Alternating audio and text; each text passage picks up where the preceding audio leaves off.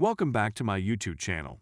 Make sure to like and subscribe to the channel for more interesting stories like these. Now, let's get into today's story video. My wife and her best friend accused me of having an affair, then got angry when I didn't have one. My wife, 29 years old, and I, 31 years old, became parents in December of last year. The stressful birth had left my wife with postpartum depression, which she was unable to overcome. While she had intended to return to work as soon as possible following the birth of our child, she has been suffering so badly that we have decided to wait until our child is a year old and then review her situation. Each week, she has gone to counseling with a licensed professional. Because my wife is at home full-time, I've had to work longer hours to make up for lost productivity. This is something we discussed before making this decision, and she was made aware of it from the beginning of our conversation.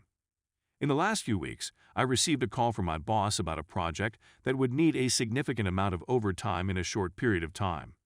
It would be good in terms of both money and professional advancement. It was brought up in conversation with my wife, who agreed that I should say yes to my job. During the 4 weeks that I would be working on this project, my mother-in-law and her best friend, Jessie, 29 female, last name altered, would come over to help me with some of the duties that I would typically do on my own. Jessie is a stay-at-home mom to her 2 little children, who are 4 and 2 years old. As time went on, she began dropping by my house during the day to babysit the kids with my wife. We realized 3 weeks into the project that we'd need a couple of more weeks to complete it, so we extended the deadline. That evening, I returned home and informed my wife of the situation. She indicated that she was okay with it, although she became rather cold in the following days as a result. After all, it hadn't been unusual behavior for me during the preceding few months, so I didn't take it personally and tried not to be offended. Jessie was still at home. One night during the project's last week, and I was relieved to discover her there. The fact that I didn't give it much consideration was that I just said hello to her and my wife before going to check on our infant. Jessie made a statement that I overheard before I could get into her room. She said something to the effect of, "He doesn't even bother to come over to say hello." It's definitely important of things to come. I walked over to the other side and questioned as to what it was a sign of. My wife instantly burst into tears, and Jessie started accusing me of having an extramarital relationship. She advised me that I must attest my wife since she suffers from postpartum depression, PPD, and that I am not attracted to her as a consequence of the weight gain she has gained through pregnancy. There is no truth to any of the assertions above. I'm trying my best to provide for our family while also aiding my wife with her postpartum depression, PPD, and I think she looks wonderful. The way she is right now, she has just refused to have with me, and I haven't pushed her to do so. Jessie then asked me to show her my phone, which I gladly obliged. I informed her that this was not the case. She said that it was evidence that I was guilty. I advised my wife that she was welcome to look at my phone if she so desired. Something inside of me was broken as she nodded her head. I believe it was the fact that she honestly believed I was having an affair that caused me to lose my cool. In addition, she expressed her dissatisfaction with me despite all we'd been through. As a result, she searched through her phone and discovered no evidence. Jessie started to assert that I had removed the evidence from my computer. She started ranting and waking up our child, so I told her she needed to leave the house immediately. She finally left, and I rushed to comfort our child since my wife was still sobbing on the couch when I got there. When my daughter fell asleep for the second time, I sat down next to my wife and tried to explain what had occurred. I was unsuccessful. She informed me that she had been worried about my well-being since I started working so many extra hours. We had spoken about what a fantastic opportunity this was, and she had agreed to let me take on this project, so I told her of my plans. That the project's duration had been prolonged, she felt, was a weird turn of events. I told her that this happened on a regular basis. Further evidence was requested, so I texted and emailed her with timestamps from work, as well as pay stubs that demonstrated the OT. Despite the fact that she professed to trust me and expressed regret for her reservations, Jessie had been telling her that these were all signs that I was cheating on her. I questioned her about why she placed more faith in Jessie than I did, and why she didn't confide in me about her fears and concerns. There were no words to express her dissatisfaction with the situation. For a few weeks, the job was done. As a result of the project, I've actually decreased my workload and am striving to work a little less than I did before in order to spend more time with my wife and children. Nonetheless, I'm fatigued from attempting to do everything and becoming resentful since I'm aware that my wife does not place her confidence in me. Whenever I have a project, I always worry what would happen. Otherwise, am I expected to do errands on a certain date? Another scenario is when you are away from home for an extended period of time, such as on business. What makes you think I'll keep going back to the allegations of cheating? I tried to bring it up a few times, but my wife claims it's not the proper time and that she's tired or sad at the moment.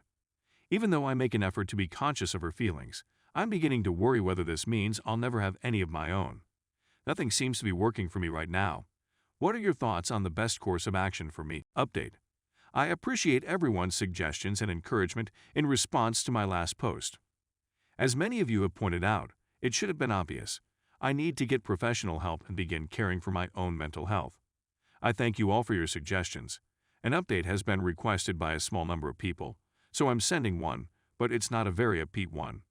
After dinner that night, I spoke with my wife and told her that I had decided to seek the services of an occupational therapist. I made no mention of her allegations or anything else. I just said that I was going through a tough period and needed help getting through it. She merely shrugged and encouraged me to go ahead and do whatever I wanted with my life. When I returned home from work the next day, our room in my home office had been removed from the premises. There are items all over the place. Documents of importance were throughout the place. Although I don't see her, our daughter is sobbing in her room.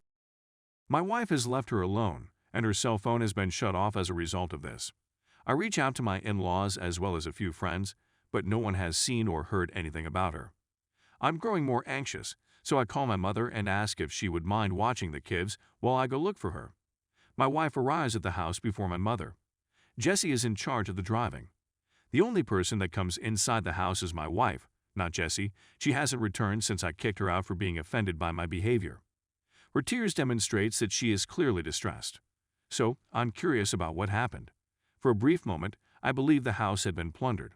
She starts ranting at me, accusing me of being unfaithful and claiming that the counseling session is a ruse to meet my mistress. Despite my attempts to calm her down and explain that it was not true, she lunged at me and punched me in the face. The bridge of my nose has been fractured. She became aware of what she had done and sat down on the couch, where she promptly fell asleep and stared blankly at the wall. I walked into my daughter's room and slammed the door behind me.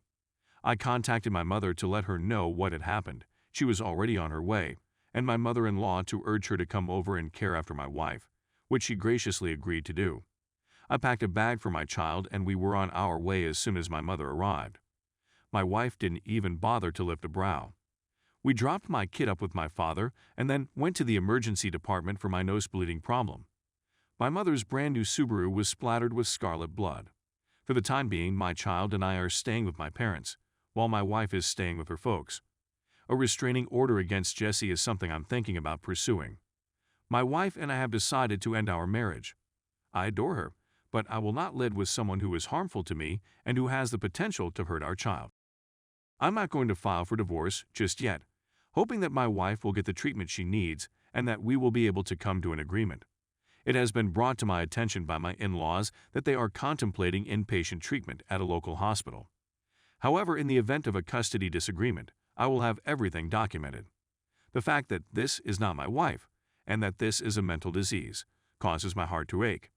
But I have to protect myself and our child, as well as give her some time to recover from her injuries. I'm hoping that this is the best choice for me. Thank you all once again for your assistance. Edit. Thank to everybody for your comments. After reading your remarks, I spoke to my parents and decided that I needed to make a police complaint for my daughter's safety.